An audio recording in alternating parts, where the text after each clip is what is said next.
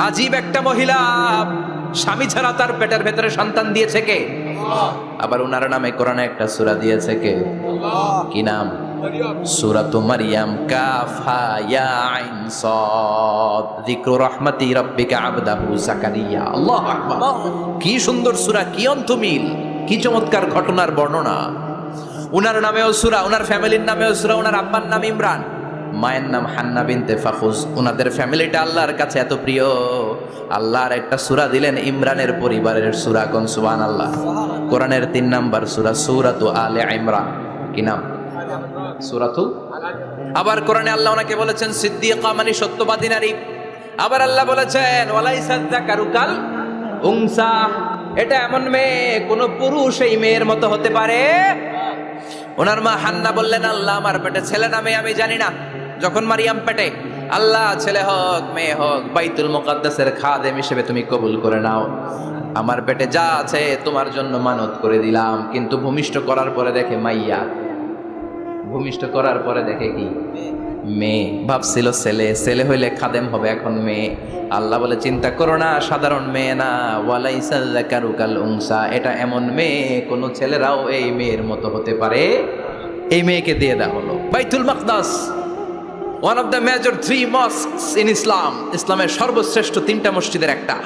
এই বাইতুল মুকাদ্দাসের খাদেমা ছিল উনি। মসজিদ ক্লিন করতো আর ইবাদত করতো, ইবাদতে মশগুল হয়ে থাকতো, পাগল পাড়া হয়ে থাকতো, চক্ষু বন্ধ করে আল্লাহর কথা স্মরণ করত। মর্যাদা আল্লাহ তো বাড়িয়ে দিলেন, আনসিজনাল যত জান্নাতি ফল সব সামনে এসে হাজির হয়ে যেত। ওনার খালু জাকারিয়া এসে বলতেন, আন্না লাকে হাদা, ও মারিয়াম এই ফল তো এই সিজনে ফিলিস্তিনে নাই, পাইলা কই? তিনি বলতেন, হুয়া মিন ইনদিল্লাহ, রব্বুল আলামিন জান্নাত থেকে ফলের ব্যবস্থা করেছে। কোরআন সাক্ষী, আন্না লাকে হাদা, কোত্থেকে এই ফ্রুট পাইলা? আনসিজনাল, এটা তো এখানে নাই। উনি বললেন, হুয়া মিন ইনদিল্লাহ, ইন্নাল্লাহা ইয়ারযুকু মান ইয়াশাউ বিগাইরি হিসাব। আল্লাহ এরকম যারে চায় বিগাইরি হিসাব রিজিক দিয়ে থাকে। সুবহানাল্লাহ বলেন। সব সময় আল্লাহর ইবাদত, সব সময় তাহাজ্জুদ, সব সময় জিকির করতেন, লা ইলাহা লা ইলাহা ইল্লাল্লাহু মুহাম্মাদুর রাসূলুল্লাহ। ওনার পুরো জীবনের কোনো মুহূর্ত আল্লাহর জিকির থেকে খালি যায় নাই, সব সময় ইবাদতে মশগুল, সব সময় কি? তার মানে মারিয়ামের জীবনী থেকে আমাদের শিক্ষা, আমার মায়েরা বোনেরা ইবাদতে মশগুল থাকতে হবে। কিন্তু দুর্ভাগ্যজনক হলেও সত্যি, আমার বোনেরা জি বাংলা নিয়ে মশগুল থাকে। ওনারা মশগুল থাকে ঠিকই, তবে ইবাদত নিয়ে না। কি নিয়ে? কথা কল। জি বাংলা কি এখনো দেশে চলে? স্টার জলসা এগুলো চলে, কিরণমালা এই সিরিয়ালগুলো চলে। নতুন সিরিয়াল আসছে, নাম কত কয়েকটা, ওয়াজ মাহফিলে বলা লাগবে আমাদের। কি নাম, কি চলে এখন জানো না তুমি? সর্বনাশ, পাগলের মতো মহিলাগুলো বসে থাকে, রাতে দেখতে না পারলে সকালে কাজা কাফার আদায় করে, আছে না নাই? কাজা আদায় করে ফেলে সকালে। খবরদার, জি বাংলা, স্টার জলসা, হিন্দি মুভি নিয়ে মশগুল থাকা যাবে না আমার বোনেরা। আপনিই পারেন আপনার ফ্যামিলিটারে জান্নাতি ফ্যামিলি বানাতে, আপনিই পারেন পরিবারটারে শান্তিময় করতে। নারী ভালো তো পরিবার ভালো। এজন্য মারিয়াম আলাইহিস সালামের জীবনী থেকে আমার বোনদের জন্য শিক্ষা, ঘরের সব কাজ শেষে অবসর যে সময়টা পাবো ইবাদতে মশগুল হয়ে যাব, ঠিক কিনা? ইবাদতে মশগুল থাকার দরকার আছে না নাই? তাহলে মারিয়ামের মতো আপনাদের মর্যাদাও বাড়িয়ে দিবে কে? আল্লাহ বললেন আছে, বাতাসের চাইতেও শক্তিশালী হলো আমার আশরাফুল মাখলুকাত মানুষ। ওই মানুষ, যে মানুষ গোপনে দান করে, গোপনে।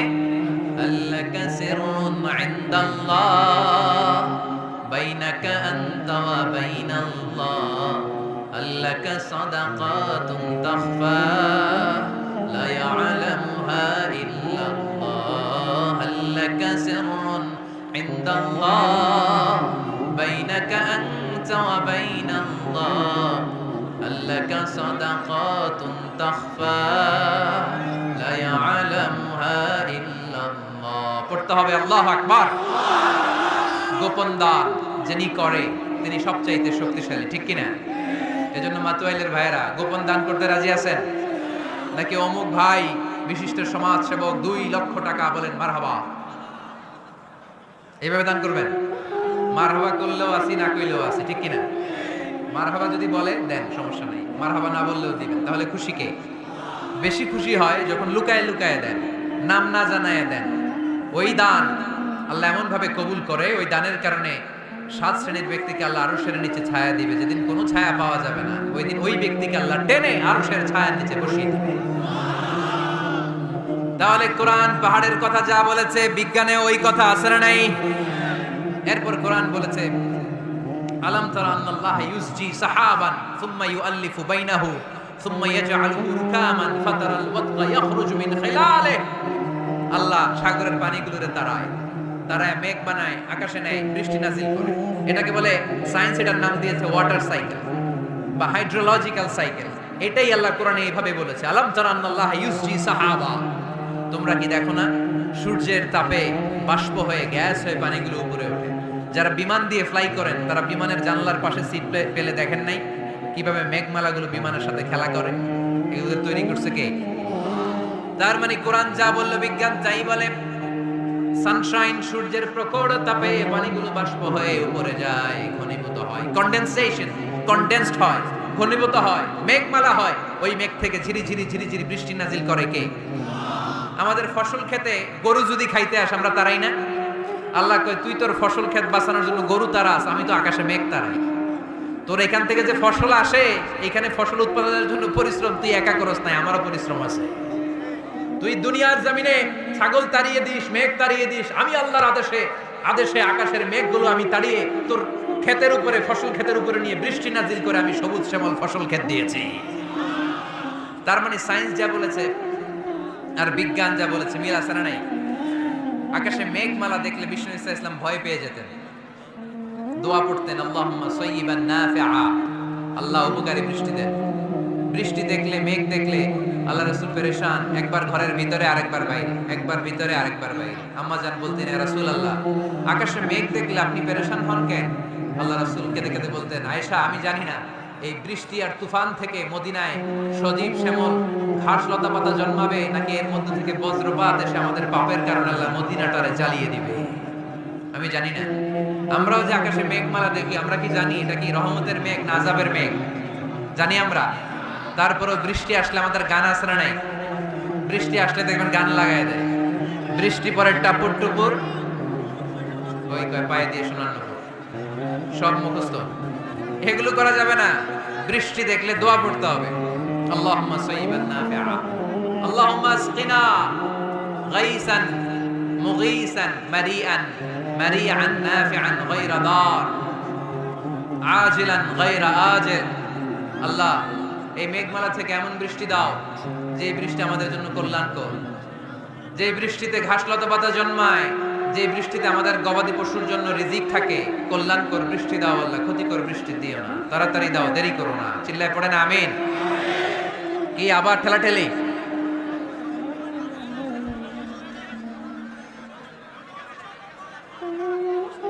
মোনাজাত করে দেই না? না না, মোনাজাত হবে, বসে যাও। এই তো ঠিক আছে, এইভাবে থাকে। তাহলে কানগুলো খরগোশের কানের মতো খাড়া করে শোনেন। আল্লাহর হাবিব বললেন, মুস্তাদরাকে হাকিমের হাদিস, সিনতান লা তুরাদ্দান, দুই দোয়া আল্লাহ কখনো ফিরিয়ে দেন না। কয় দোয়া? এক হচ্ছে ইনদান নিদা, আজানের পরে যে দোয়াটা করা হয়, আজান আর ইকামতের মাঝখানে দোয়া, আজানের সময় দোয়া, এই দোয়া আল্লাহ ফিরিয়ে দেয়, একটা গেল। দুই নাম্বার হচ্ছে তাহতাল মাতর, বৃষ্টির নিচে দাঁড়িয়ে দোয়া করলে ওই দোয়া কবুল করে কে? আর আমরা বৃষ্টির নিচে দাঁড়িয়ে আঁকা বাঁকা মেঠো পথে কোন রূপসী হেঁটে যায়, আছে না নাই? বৃষ্টি আসলে আমরা ভাবুক হয়ে যাই, দরজা জানলা বন্ধ করে দিয়ে অনেকে গান বাজনা ছেড়ে দেয়, হিন্দি গান লাগায় দেয়। এই 16 ডিসেম্বরেও দেখলাম কিছু কপাল পোড়া বাংলা দেশাত্মবোধক গানের পরে হিন্দি গান লাগাই দিচ্ছে। কত বড় ডাকাই, কোথায় কি করতে হবে ওইটাও জানে না। সেই জন্য বৃষ্টি নাজিল হলে আমরা যেন আল্লাহর কাছে দোয়া করি। বৃষ্টির সময় দোয়া করলে ওই দোয়াটা কবুল করে কে? তাহলে ফিজিক্সের এই পোরশনে আমরা লোহা নিয়ে কথা বললাম, বায়োলজিক্যাল অ্যাসপেক্ট অফ মাউন্টেইনস, পাহাড় নিয়ে কথা বললাম পানি নিয়ে। এবার আমরা জুলজি নিয়ে কিছু কথা বলে মুনাজাতের দিকে যাব ইনশাআল্লাহ। প্রাণীবিদ্যা, জুলজি মানে কি? প্রাণীর কথা তো আর কোরআনে নাই। প্রাণীর নামে আল্লাহ কোরআনে একটা সূরাই দিয়ে দিয়েছে, সূরাতুল আনআম। আবার 5টা প্রাণীর নামে আলাদা আলাদা সূরা আছে না নাই? সূরাতুল বাকারা, বাকারা মানে সূরাতুল ফিল, ফিল মানে সূরাতুন নামাল, নামাল মানে পিঁপড়া। সূরাতুন নাহাল, নাহাল মানে মৌমাছি। সূরাতুল আনকাবুত, আনকাবুত মানে মাকড়সা। 5টা প্রাণীর নামে কোরআনে সূরা দিছে কে? আবার আল্লাহ বললেন ওয়া ইন্না লাকুম ফিল আনআমি লা'iবরাতান নুসকিকুম মিম্মা ফি বুতুনিহি মিন বাইনি ফারথিন ওয়া দামিন লাবানান খালিসান সাইগান লিশ-শারিবিন।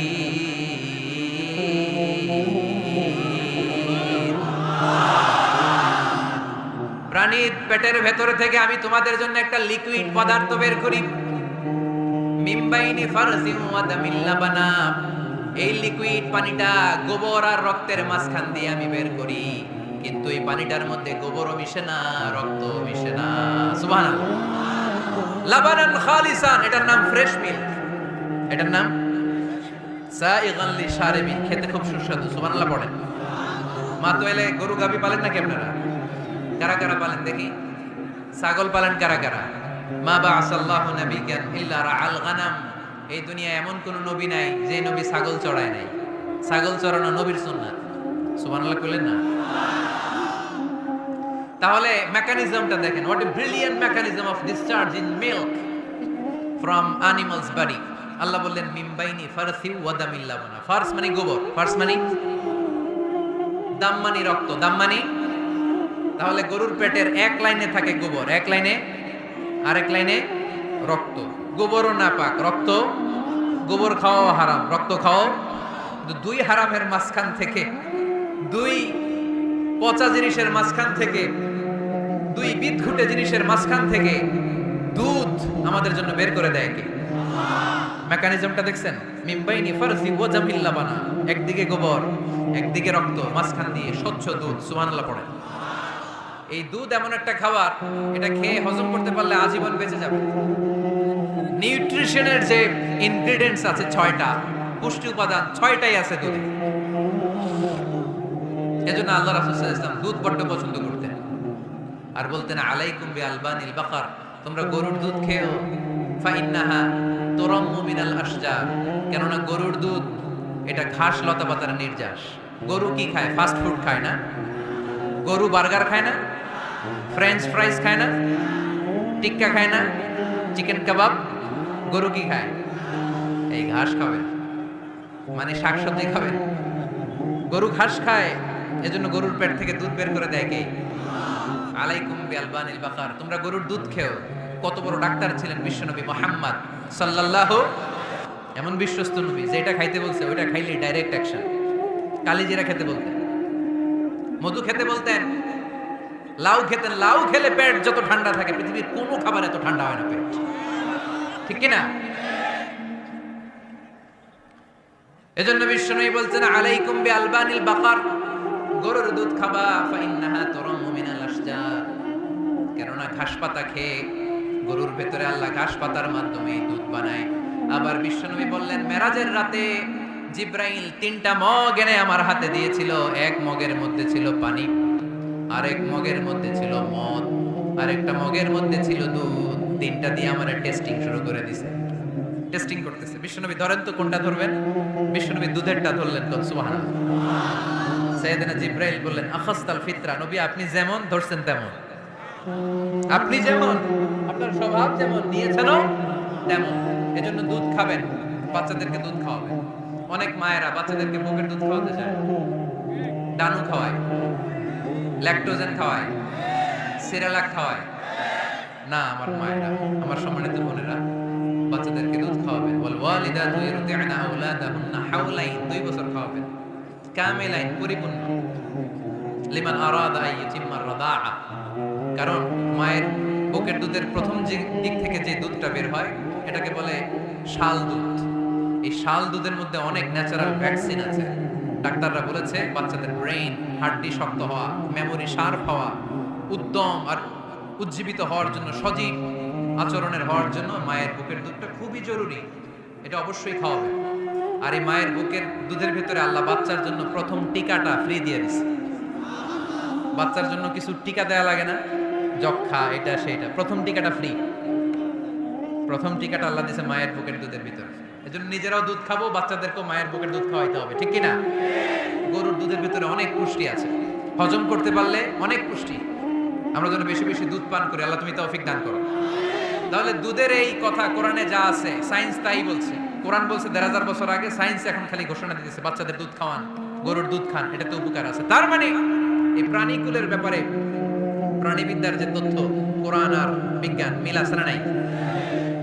এরপরে কোরআন বলেছে মধু খাও।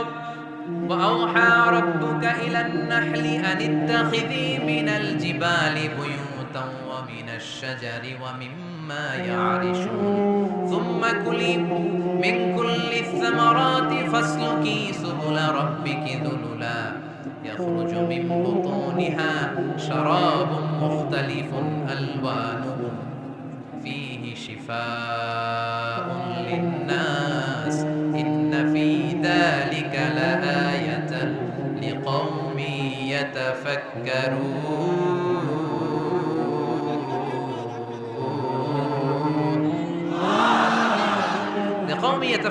চিন্তাশীলদের জন্য এই মধুর মধ্যে আল্লাহ চিন্তা রেখে দিয়েছেন।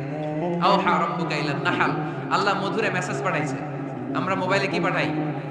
এই মেসেজ আমার মোবাইলে আসে, আমার বন্ধু আমারে পাঠাইলে আরেক জায়গায় যায়, শুধু আমিই জানি। মৌমাছির আল্লাহ যেটা পাঠাইছে এটা মৌমাছি বুঝতে পেরেছে। আনিত্তাখিদি, আল্লাহ অর্ডার করার সময় নারী মৌমাছিকে বলেছে, এটা মুয়ান্নাসের সিগা। আপনারা যারা আরবি জানেন, আলেম ওলামা ইকরাম যারা এসেছেন তারা জানেন ইত্তাখিদ এটা মুযাক্কার, পুরুষের জন্য। ইত্তাখিদি মুয়ান্নাস, নারীদের জন্য। আল্লাহ মৌমাছিকে যখন বলেছেন মৌচাকের বাসা বাঁধো, তখন আল্লাহ পুরুষ মৌমাছিরে বলে নাই, বলছে নারী মৌমাছিকে। কোন মৌমাছিকে? কার্ল ভন ফ্রেশ নামে একজন অস্ট্রিয়ান বিজ্ঞানী, এই সায়েন্টিস্ট গবেষণা করে দেখেছে মৌচাকের বাসার মধ্যে পুরো মৌমাছির সব কার্যক্রমের প্রধান যে থাকে এটা পুরুষ মৌমাছি না, এটা নারী মৌমাছি। সুবহানাল্লাহ, এত আস্তে। অস্ট্রিয়ান এই সায়েন্টিস্ট একটা বই লিখেছে, দ্য ডান্সিং বিজ, কিভাবে ফাসলুকি সুবুলা রব্বিকি যুলুলা। এইখানে মৌচাক আর মধু আনতে যায় ৫ মাইল দূরে, এরপরে আবার এই রাস্তাটা চিনে মৌমাছি যে আসে ওরে রাস্তা চিনায় দেয় কে? আল্লাহ সিক্রেট মেসেজ দিয়ে বললেন ইত্তাখিদি, ঘর বানাও। আওহা রাব্বুকা ইলান নাহলি আন ইত্তাখিদি বাইতা, উপরে ঘর বানাও, মিনাল জিবালি বুয়ুতা, পাহাড়ে বানাও, গাছের মগ ডালে বানাও, যাতে পোলাপানরা ঢিল মারতে না পারে। কাছাকাছি নিচু জায়গায় মৌচাকের বাসা হলে পোলাপানরা কি করে? মধ্যে ঘর জন্য ঢিল মারে না? আল্লাহ দেখেন কিভাবে সিক্রেট মেসেজ দিল যে নিচে তুমি তোমার মৌচাকটা করো না, উপরে বানাও। আর আমার দেখা পথ অনুযায়ী তুমি মধু নিয়ে আসো। এটাকে বলে ফ্লাওয়ার নেক্টার, পুষ্পরস। মধু এত ভালো কেন? এর কারণ মৌমাছি যখন পুষ্পরস বা ফ্লাওয়ার নেক্টার সে নিয়ে আসে, সে ফলের রস আনে, সে ফুলের রস আনে, সে বনাজি গাছ থেকে আনে, ঔষধি গাছ থেকে আনে, হার্বাল ট্রি থেকে আনে। এজন্য মধুর চেয়ে ঔষধি গুণ সম্পন্ন কোন ন্যাচারাল লিকুইড পানীয় পৃথিবীতে আবিষ্কার হয় না। চিল্লায় এখন সুবহানাল্লাহ। ফাসলুকি সুবুলা রাব্বিকি যুলুলা, এগোতে থাকো। তারপরে মধুগুলোকে নিয়ে বাসার মধ্যে রাখো। এই আয়াত থেকে প্রমাণ হয় পুষ্পরস সংগ্রহ করে মধু এটাকে খেয়ে ফেলে, এমন না মুখ দিয়ে এনে মৌচাকে রেখে দেয় না, এটা খেয়ে ফেলে। খেয়ে পেটের ভেতরে একটা চেম্বার আছে, আলাদা একটা চেম্বার, ওইখানে এনজাইম দিয়ে এটাকে সমৃদ্ধ করে। তারপর একটা টিউব আছে এটার পেছনে, টিউব দিয়ে মৌচাকের ভেতরে মধুকে পৌঁছে দেয় আমাদের জন্য। সুবহানাল্লাহ। এই অস্ট্রিয়ান সায়েন্টিস্ট উনি গবেষণা কইরা অপারেশন করে মৌমাছি কেটে দেখতে পেলো মৌমাছির পেটের ভিতরে একটা পাকস্থলী না আমাদের মতো, ওর পেটের ভিতরে আল্লাহ 2টা পাকস্থলী দিয়েছে। একটা তার নিজের খাবারের পাকস্থলী, আর একটা আমাদের জন্য যে মধু এনে এটাকে এনজাইম লিকুইড দিয়ে সমৃদ্ধ করবে, ওইটার জন্য আরেকটা পাকস্থলী। চিল্লায় পড়তে হবে আল্লাহু আকবার। এজন্য মধু খেতে রাজি আছেন তো? বিষ্ণু ইসলাম ফ্রেশ মধু খেতেন, দুর্গন্ধযুক্ত মধু বিষ্ণু সাল্লাল্লাহু আলাইহি সাল্লাম কখনো খেতেন না। আর বিষ্ণু ইসলাম বলতেন আলাইকুম বিশিফাইন, তোমরা 2টা শিফা নাও। কোরআনে এই মেসেজটা খেয়াল রাখবেন, কোরআনে কালামুল্লাহ মাজিদে 2টা বিষয়ের ক্ষেত্রে আল্লাহ শিফা শব্দ যোগ করেছেন। এক হচ্ছে স্বয়ং কোরআনের ক্ষেত্রে আল্লাহ বলেছেন এটাতে আছে শিফা, আর মধুর ক্ষেত্রে বলেছেন মধুতে দিয়েছি আমি শিফা। এজন্য বেশি বেশি মধু খাওয়ার দরকার আছে না নাই? কত ধরনের মধু যে পৃথিবীতে পাওয়া যায়, ব্ল্যাক হানি, হোয়াইট হানি, ক্রিম হানি, অর্গানিক হানি, এগুলো খুঁজে খুঁজে খাবেন। আজকে মধু খাইছেন কে কে? দেখি হাত তোলেন। মাশাআল্লাহ, আমিও খেয়ে আসছি আপনাদের সাথে। প্রতিদিন মধু খাইতে হবে শীতকালে। আজকে শীত পড়ছে না অনেক, মধু খেয়ে যদি আপনি কাজ শুরু করে দেন, শীত বাবাজি আপনার কাছে আসতে পারবেন। বিষ্ণু ইসলাম মধু খেতে আমাদেরকে উৎসাহিত করেছেন। তার মানে এমন বিশ্বস্ত নবী আমার, যেটা খেতে বলেছেন এটা খেলে আমাদেরকে সুস্বাস্থ্য দান করবে কে? তার মানে প্রাণীবিদ্যায় আমরা কোরআন থেকে যে তথ্য পেয়েছি, এই তথ্যের সাথে বিজ্ঞানের তথ্যের মিল আছে না নাই? কোনো অমিল আছে? কিন্তু বিজ্ঞান যদি কোনো অমিল খুঁজে পাওয়া যায়, বিজ্ঞানী বাবাজিদের কি করতে হবে? কি করতে হবে? They have to wait unless they get their final discoveries, the latest and modern invention. তাদের নতুন ইনভেনশন যতক্ষণ না আসে বসে থাকতে হবে, কারণ তোমাদের কথা ফাইনাল না। বিজ্ঞানের সবচেয়ে বড় থিওরি যে বিজ্ঞানের কোনো থিওরি ফাইনাল না, আর কোরআনের সবচেয়ে বড় থিওরি কোরআন যাই বলেছে তাই মনে থাকবে। এজন্য আজকের এই সংক্ষিপ্ত আলোচনা থেকে আমরা বুঝতে পারলাম যে বিজ্ঞান আর কোরআনে কোনো অমিল নেই, আছে শুধু মিল। আমরা আজকে কসমোলজি নিয়ে শুনেছি, মানে সৃষ্টি তত্ত্ব, কিভাবে সৃষ্টি হলো মহাবিশ্ব। এমব্রয়োলজি নিয়ে শুনেছি, কিভাবে আমরা তৈরি হয়েছি, ভ্রূণ তত্ত্ব। হিউম্যান অ্যানাটমি, আমার দেহের নাট বল্টু কোথায় কি আছে। শুনেছি ফিজিক্স নিয়ে, পদার্থবিদ্যা। শুনেছি জুওলজি নিয়ে, প্রাণীবিদ্যা। এই 5টা পয়েন্টে সংক্ষিপ্ত পরিসরে যা আপনাদেরকে শোনালাম, আরো অনেক আছে, scientific indications, natural phenomena and cosmic symbols. এই 5টাতে আজকে আমরা সায়েন্সের আলোকে প্রমাণ করে দেখাতে পেরেছি যে কোরআনে আর বিজ্ঞানে কোনো অমিল নেই, আছে শুধু সাদৃশ্য। চিল্লায় বলো ঠিক কি না? এজন্য কোনো কিছু যদি বিজ্ঞানী ভাইরা অমিল পান, ওয়েট, বসেন, রিল্যাক্স, চা খান, ঠান্ডা মাথায় চিন্তা করেন, আরো গবেষণা করেন। যেটা অমিল পাইছেন, গবেষণা বেশি বেশি করলে ওইটাও মিল পেয়ে যাবে, ঠিক কিনা? এজন্য বিজ্ঞানের আবিষ্কার যত বাড়বে, কোরআন বোঝা তত সহজ হবে, ততই সহজ হবে। বিজ্ঞান যত আগাবে, ততই কোরআনের দিকে সেজদায় লুটিয়ে পড়বে। চিল্লায় বলে ঠিক কিনা? আর কোরআন এটা বিজ্ঞানের বই না, এটা কিসের কিতাব? সবাই বলেন। এখান থেকে সমাধান নেওয়ার দরকার আছে না নাই? জীবন সমস্যায় আমরা কোরআন থেকে সমাধান নিব, কারণ কোরআন আমাদেরকে সঠিক জীবন দর্শন শিক্ষা দেয়। ঠিক কিনা? knows the way, shows the way and finally goes the way.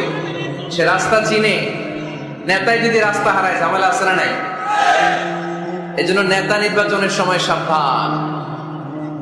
নেতার কপাল যদি পোড়া হয়, কর্মীরও কপাল পোড়া, ঠিক কিনা?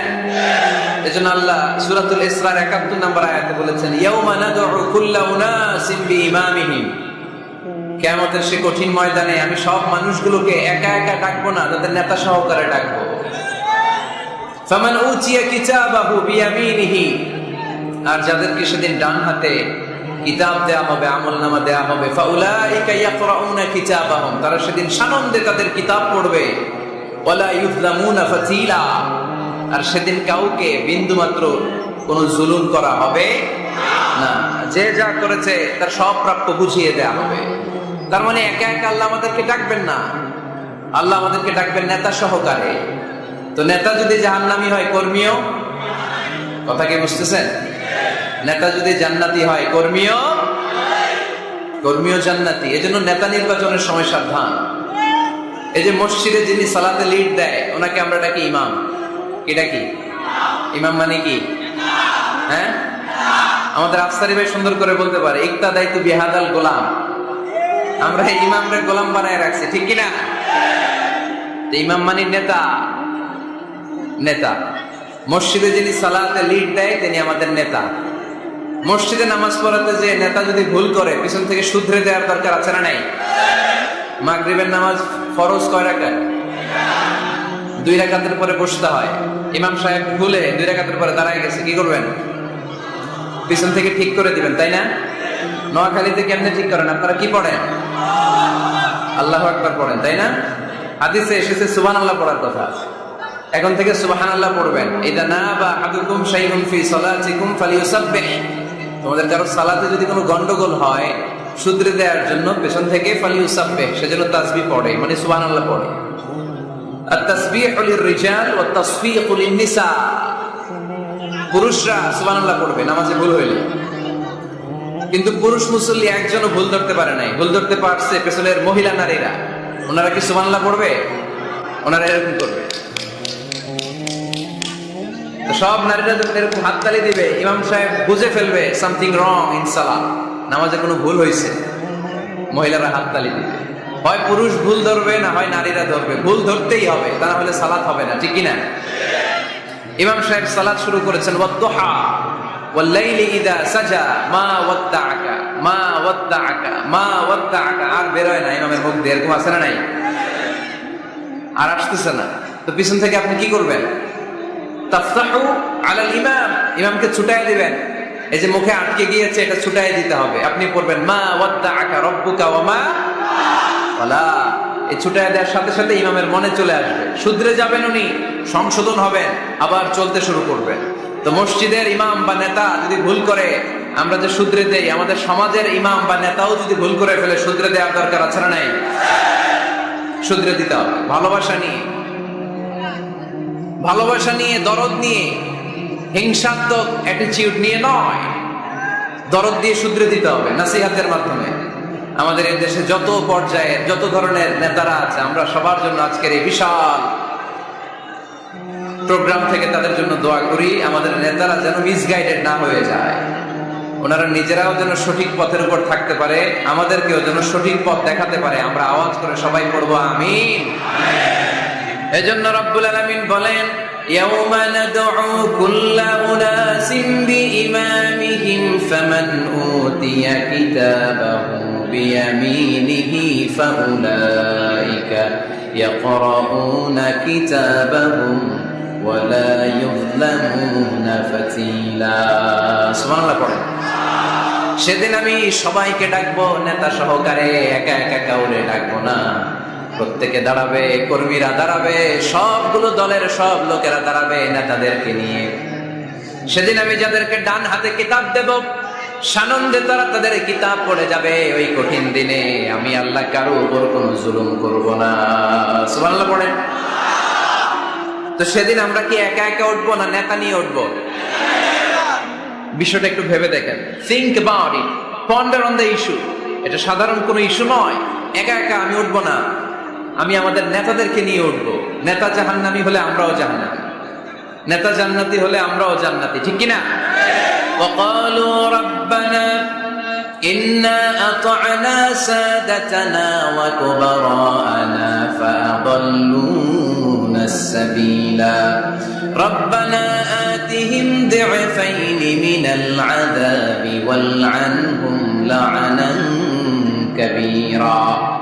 সেদিন লোকজন বলবে ইয়া রব, আমরা আমাদের নেতাদের অনুসরণ করেছি, আমরা আমাদের মুরব্বীদের অনুসরণ করেছি, আমাদের নেতারা, আমাদের মুরব্বীরা আমাদেরকে গোমরা বানিয়েছে, আমাদেরকে ভুল পথ দেখিয়েছে। নেতাদের কারণে, মুরব্বীদের কারণে আজকে আমরা জাহান্নামী। আজকে আমাদেরকে জাহান্নামী তুমি তো আযাব দিবা, আমরা সবাই জানি, কিন্তু আমাদের নেতাদেরকে ডবল ডবল আযাব দিবা। ওদের কারণে জাহান্নামী, ওদের কারণে আজ আমরা জাহান্নামে লাকড়ি হয়েছি, ঠিক কিনা? আতিহিম দি'ফাইনি মিনাল আযাব, আল্লাহ এদেরকে ডবল শাস্তি দাও। ওয়ালআনহুম লা'নান কাবীরা, এদেরকে লানত দাও, এদের উপর গজব দাও, জাহান্নামের আগুন দিয়ে এদের দেহগুলো ঝলসে দাও। এটা সাধারণ কোনো ইস্যু নয়। একা একা দাঁড়াতে পারবো না। যার অনুসরণ করেছি আমি, যার ফলোয়ার, আমার যে সেলিব্রিটি, সেও দাঁড়াবে, আমিও দাঁড়াবো। এজন্য সেলিব্রিটি চুজ করার সময় সাবধান মুসলমান, নেতা চুজ করার সময় সাবধান। আমরা আজ থেকে এই সিদ্ধান্ত নিব যে বুঝে শুনে নেতা ঠিক করবো, উল্টাপাল্টা কোন নেতার পিছনে আমরা ঘুরবো না। চিল্লায় বলেন ঠিক কিনা? লিডারশিপ কোয়ালিটিস, কেমন করে নেতৃত্বের এই গুণ অর্জন করা যায়। গোটা বিশ্বে আজকে মুসলমানদের হাহাকার, ঠিক কিনা? ফিলিস্তিনে আমরা মার খাই, ইরাকে আমরা মার খাই, ওখানে আমাদের উপর ব্যালিস্টিক ক্ষেপণাস্ত্র মারে, এদিকে মিসাইল মারে, এদিকে বম্বিং করে, ওইদিকে রোহিঙ্গাদেরকে তারাই আমাদের টেকনাফে পাঠায় দিচ্ছে। এদিকে লাথি মারলে ওইদিকে যাই, ওদিক থেকে গুতা মারলে এদিকে আসে। কারণ আমাদের কোনো সেন্ট্রাল লিডারশিপ নাই, কেন্দ্রীয় নেতা নাই। চিল্লায় বলেন ঠিক কিনা? ওমরে ফারুকের মতো আমাদের একজন নেতার দরকার আছে না নাই? একজন নেতার অপেক্ষায়। We are waiting all the Muslim Ummah for a true leader, for a charismatic leader. একজন charismatic নেতার জন্য, একজন ট্রু লিডারের জন্য আমরা অপেক্ষা করছি। কবে আসবে সেই আল ইমাম আল মাহদি আল মুনতাযর, যার অপেক্ষায় গোটা উম্মাহ। এজন্য মুসলিম উম্মাহর নেতৃত্বের সংকট নিরসনে আমাদেরকে নতুন নতুন নেতৃত্ব তৈরি করতে হবে, ঠিক কি না? আজকের এই শ্রোতাদের মধ্য থেকেই হবে আগামী দিনের নোয়াখালীর বিভিন্ন আসনের এমপি, নাকি এগুলো ইন্ডিয়া থেকে আসবে? এখানেই বসে আছে the member of the parliament of Bangladesh, এখানেই বসে আছে আগামী দিনের বাংলাদেশের প্রধানমন্ত্রী, এখানেই বসে আছে সংসদের স্পিকার। এখান থেকে এমন এমন নেতৃত্ব উঠে আসবে যারা গোটা বাংলাদেশকে নেতৃত্ব দিবে, ঠিক কিনা? এজন্য লিডারশিপ কোয়ালিটিজ এর ব্যাপারে আমাদের জানা দরকার। কেমন করে যোগ্য নেতৃত্ব তৈরি করতে হয়, নেতা হিসেবে কেমন ছিলেন আমার বিশ্বনবী? আমার বিশ্বনবীর চাইতে বড় কোন নেতা পৃথিবী দেখেছে? জোরে বলেন, দেখেছে? এজন্য আমাদের স্লোগান একটাই, আমার নেতা তোমার নেতা বিশ্বনবী, আমার নেতা তোমার নেতা বিশ্বনবী। আল্লাহর হাবিব সাল্লাল্লাহু আলাইহি ওয়াসাল্লাম আমাদের মডেল, অন্য কেউ আমাদের মডেল নয়। তাই আজকের এই চমৎকার রজনীতে আমরা নেতৃত্বের গুণাবলী নিয়ে কিছু কথা বলবার এবং শুনবার চেষ্টা করবো ইনশাআল্লাহ। পড়ো ওমা তাওফীকি ইল্লা বিল্লাহ। আমরা সবাই মিলে আজকে একটু ক্রস চেক করবো এবং দেখবো যে একজন ট্রু লিডার বা ক্যারিসমাটিক লিডার হতে হলে তার মধ্যে কি গুণাবলী থাকা লাগে। কেমন করে আমার নবী এই ক্যারিসমাটিক লিডার হলেন, আমার নবীর মধ্যে ওই গুণগুলো ছিল কি ছিল না, কেমন করে তিনি নেতৃত্ব দিয়েছেন, এগুলো জানার দরকার আছে না নাই? আজকে আমরা এগুলোই জানবো, এগুলোই শিখবো। শিখতে রাজি আছেন তো? আমি যখন আলোচনা করি আমি প্রায়ই বলি, I conduct a class. It's a class, the person is delivering lecture in front of you, he is your teacher. একটু আগে আমাদের সকলের প্রিয় শ্রদ্ধাভাজন মুহাদ্দিস রফিকুল্লাহ আফসারী ভাই ছিল আমাদের শিক্ষক, আমরা সবাই ছিলাম ওনার ছাত্র, ঠিক কি না? এখন আল্লাহ তাআলা আমাকে একটু কথা বলার সুযোগ করে দিয়েছেন, আমি হয়ে গেলাম শিক্ষক, বাকি আমরা সবাই ছাত্র, ঠিক কি না? তো শিক্ষক যখন ছাত্রদেরকে প্রশ্ন করে তখন ছাত্ররা কি করে? প্রশ্নের উত্তর দেয়, তাই না? আমি প্রশ্ন করলে আওয়াজ করে উত্তর দেওয়া যাবে তো? শেষ পর্যন্ত থাকবেন তো সবাই? মাঝখান দিয়ে ওঠা বসা করবেন কে কে দেখি? ওই নুরানির চেহারাগুলো একটু দেখে নি। উঠবেন আপনারা? থাকবেন শেষ পর্যন্ত? আওয়াজ করে পড়তে হবে ইনশাআল্লাহ। তাহলে আমরা দেখব কি করে নেতা হওয়া যায়, একজন নেতার কি গুণ থাকা চাই, কি কি ক্যারেক্টারিস্টিক্স একজন নেতার মধ্যে থাকতে হবে, এই নেতৃত্বের সংকট দূর করার জন্য আমাদের নেতাদের কি কি গুণাবলী থাকা চাই, এগুলো আমরা জানবো। 10টা পয়েন্টে আজকে the leadership qualities of our beloved prophet Muhammad sallallahu alayhi wasallam, আল্লাহর হাবিব সাল্লাল্লাহু আলাইহি ওয়াসাল্লামের নেতৃত্বের গুণাবলী কি ধরনের ছিল, এ ব্যাপারে 10টি পয়েন্টের আলোকে আমরা কথা শুনবো। আবার আওয়াজ করে পড়েন ইনশাআল্লাহ। নেতা হতে গেলে কাজ করা লাগে। কাজ কি করা লাগে? কাজ না করে নেতা হওয়া যায়? শুধু বক্তব্য মারলেই নেতা হওয়া যাবে? ওই নেতা আমরা চাই না যে শুধু ভাষণ মারে, বক্তব্য দেয়, মাইক পেলেই শুধু ভাষণের ফুলঝুরি, কাজের নামে ঠনঠন, এরকম আছে না নাই? না, এরকম নেতা বলে চলবে না। নেতা কাজ দিয়ে আমাদের হৃদয় জয় করতে হবে। শুধু বক্তব্য দিলে ওটা নেতা না। জনগণের জন্য কাজ করতে হবে, মানবতার জন্য কাজ করতে হবে, দেশের উন্নয়নের জন্য কাজ করতে হবে, ঠিক কিনা? তাহলে আগে কাজ পরে নেতা। নেতা হওয়ার প্রথম শর্ত হইল নেতাকে কাজ করে তার নিজেকে প্রমাণ করতে হবে যে তিনি নেতা। আগে কাজ পরে নেতা। আওয়াজ করে উত্তর দিতে হবে, আগে কি পরে? জোরে বলেন সবাই, আগে কি পরে নেতা। To serve before to lead. I repeat, আমি আবারও বলছি, to serve before to lead. Lead দেওয়ার আগে আগে সার্ভিস দিতে হবে। সাইয়্যিদুল কওমি খাদিমুহুম। জাতির লিডার যিনি হবেন, সাইয়্যিদ যিনি হবেন, তিনি আগে সার্ভিস দিবেন, জাতির খাদেম হবেন। খেদমত ছাড়া, কাজ করা ছাড়া জাতির নেতা হওয়া যায় না। আমরা যদি আল্লাহ রাসূল সাল্লাল্লাহু আলাইহি ওয়াসাল্লামের জীবনের দিকে তাকাই তাহলে দেখবো উনি আগে কাজ করেছেন, নেতা হয়েছেন অনেক পরে।